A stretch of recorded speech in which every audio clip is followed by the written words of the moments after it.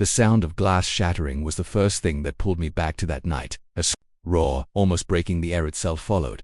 I remember standing frozen at the top of the stairs, my heart hammering so loud I swore it would give me away. Down below, the living room lights burned harsh against the midnight shadows, and my sister's voice cracked with anger and something else. Maybe fear cut through the silence. Don't touch me. Just a quick note: if you're new here and haven't subscribed, please take a moment to do so. Your support means the world and helps us share more heartfelt stories. Her words made me move. My feet carried me down without thinking, each creak of the wooden steps like a gunshot in my ears. And there he was, Daniel, my sister's tutor. The boy I wasn't supposed to notice, wasn't supposed to feel anything for.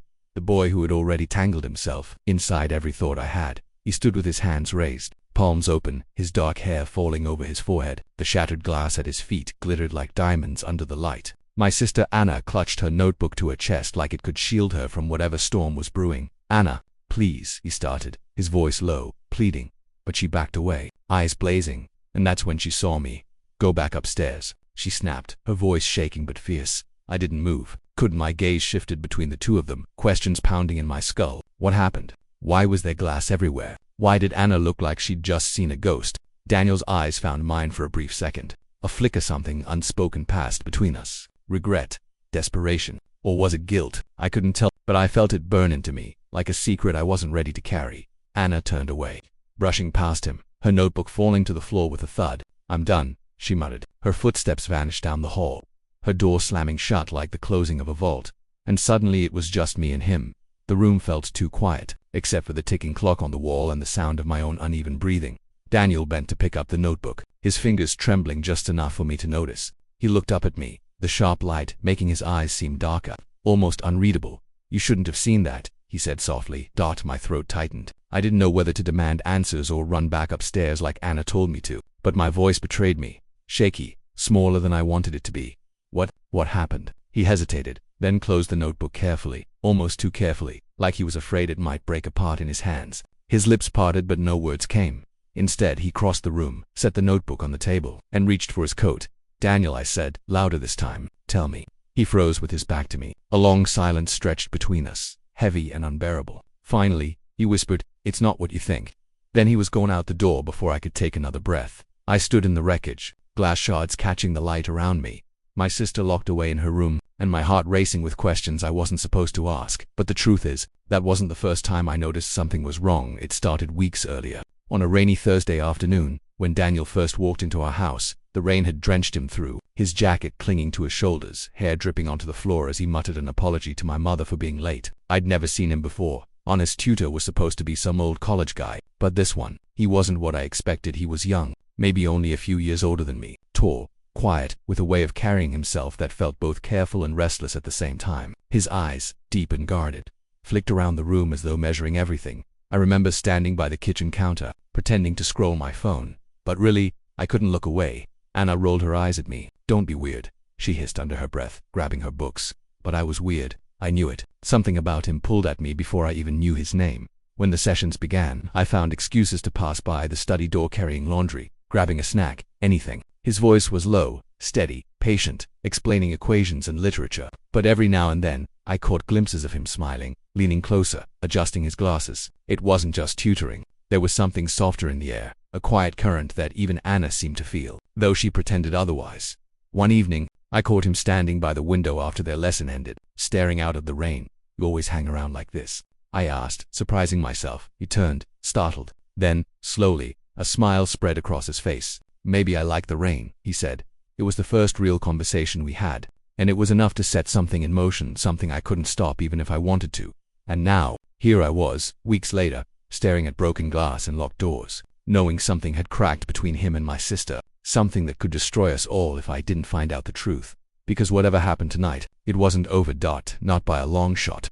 The silence that followed that night clung to the house like smoke. Anna barely spoke at breakfast, her eyes fixed on her cereal, spoon scraping against the bowl in jagged, restless strokes. My mother, distracted with her endless phone calls, didn't notice, but I did. Every twitch of her hand, every glance toward the front door like she was waiting for someone who wouldn't come. Daniel. His absence pressed into the air. It was as if the house itself knew he wasn't coming back, but I couldn't let it go. That scene, the glass, Anna's trembling voice, his unfinished words looped in my head like a haunting. I wanted answers, but more than that, I wanted to see him again by the second week. I couldn't take it anymore. I found Anna in her room after school, headphones blasting some angry playlists while she scribbled in her notebook. I leaned on the doorframe. "Hey," I said, trying to sound casual. "You haven't had tutoring lately?"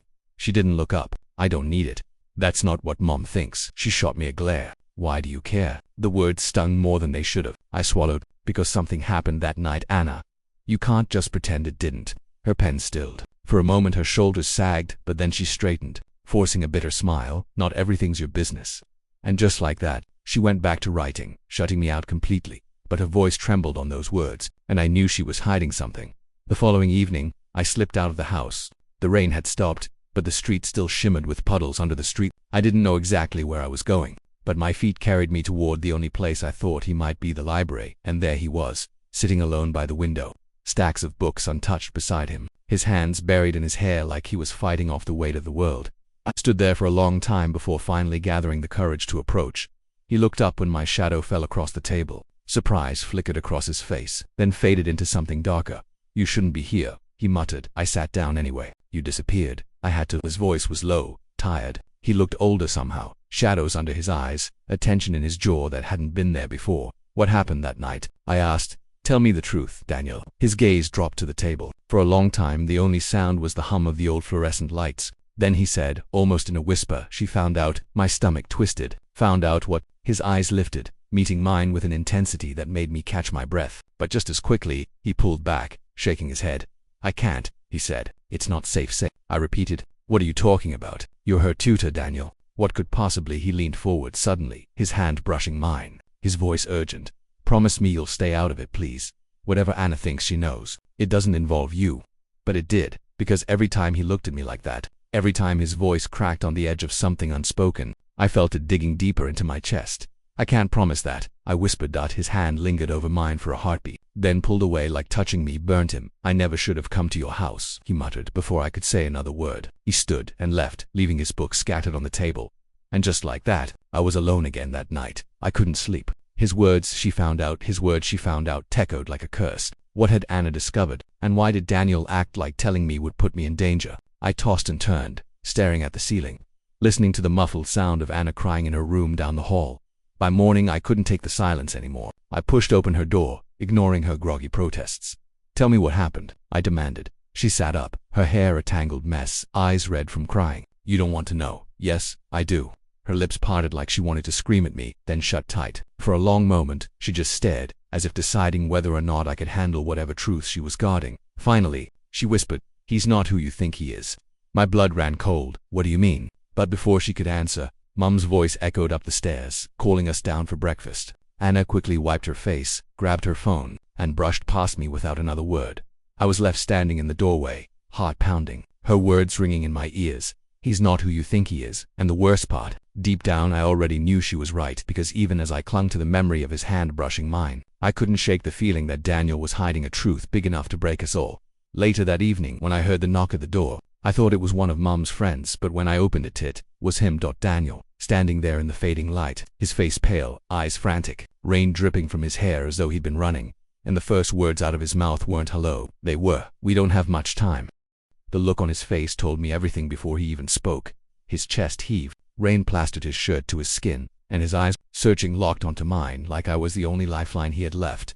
I stepped aside without thinking, my heart racing as he slipped inside. The door clicked shut behind us, muffling the storm outside, but the storm between us was just beginning. "Daniel," I whispered. "What's going on?" He ran a hand through his soaked hair, pacing the hallway like a caged animal. "I shouldn't be here," he muttered. "If she finds out, if who finds out?" I pressed. His gaze darted toward the staircase, toward Anna's room. His voice dropped to a strained whisper. "Your sister." My stomach tightened. "You said she found out something. About you."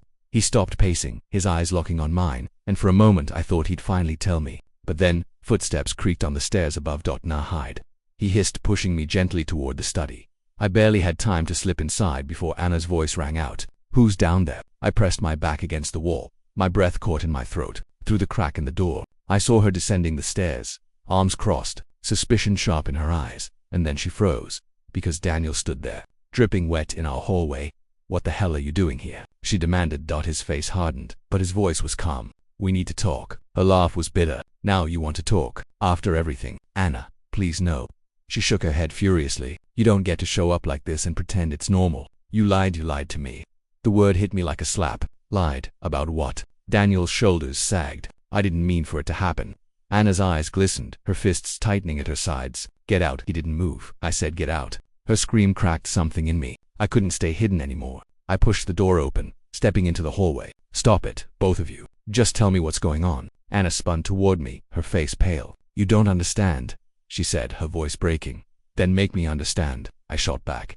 The silence that followed was suffocating. Daniel's jaw tightened, his eyes flicking between us like he was standing on the edge of a cliff. Finally, he said in a low voice.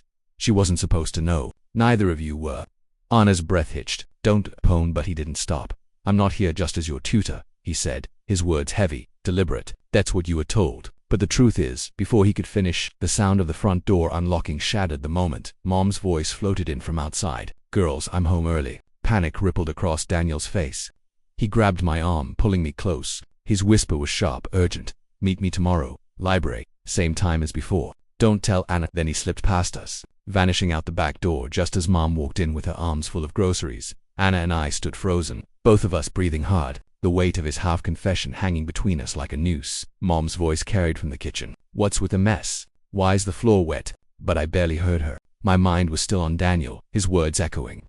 Unfinished. Not just your tutor. That night, Anna didn't come out of her room. I sat in mine with a lamp on, staring at the clock as the minutes bled into hours. Every sound of the house settling made me jump.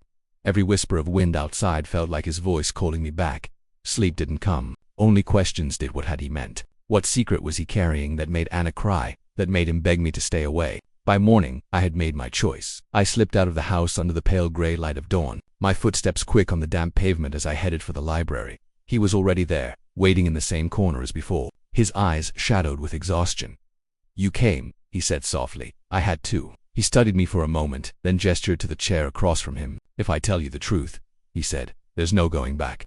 I sat down slowly, my pulse thundering in my ears. Then tell me. For a long time he was silent, his hands clasped so tightly the knuckles turned white. Finally he raised his eyes to mine.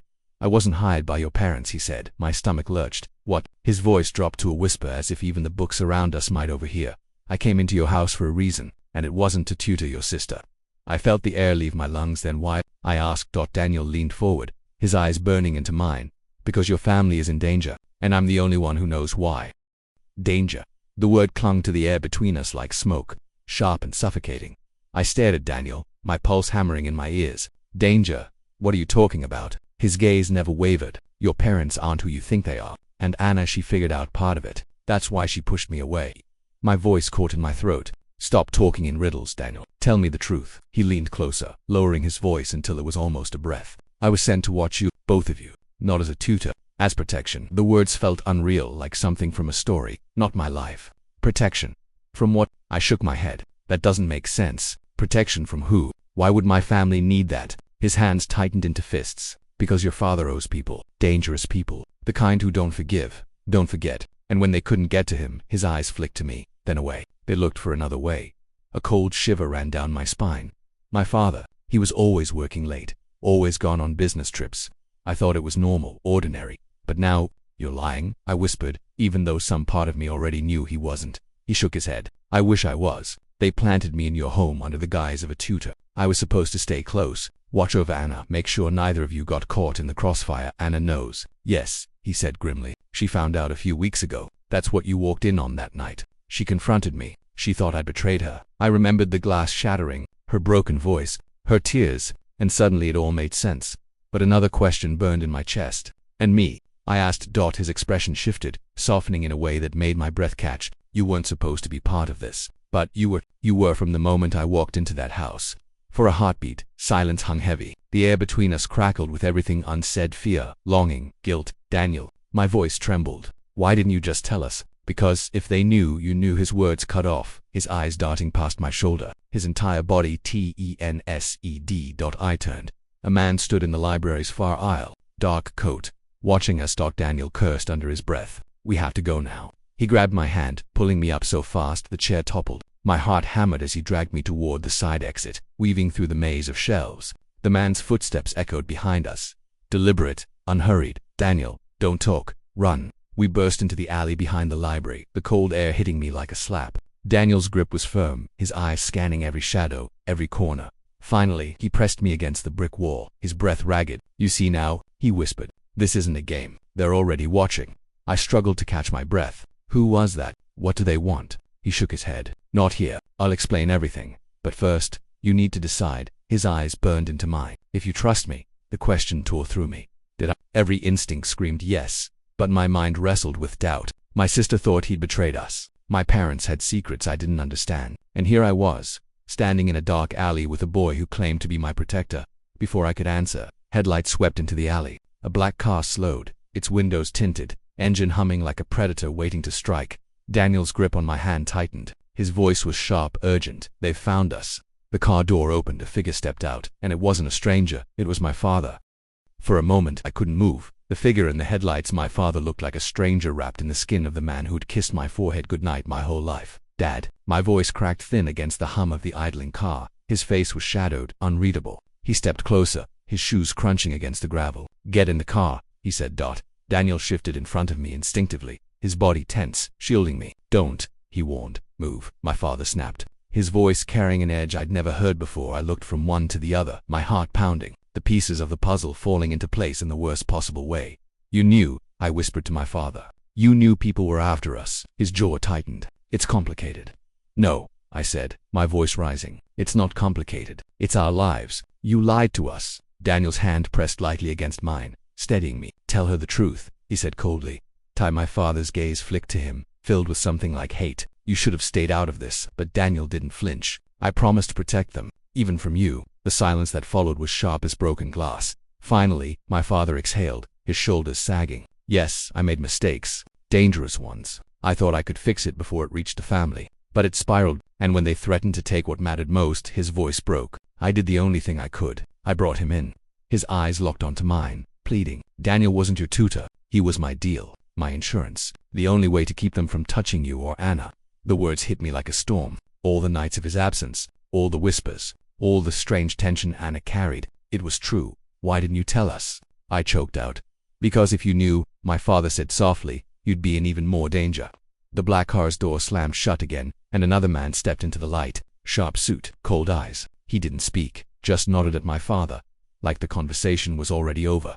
Daniel pulled me back. "This isn't safe. We need to leave." But my father raised a hand. Wade let her decide.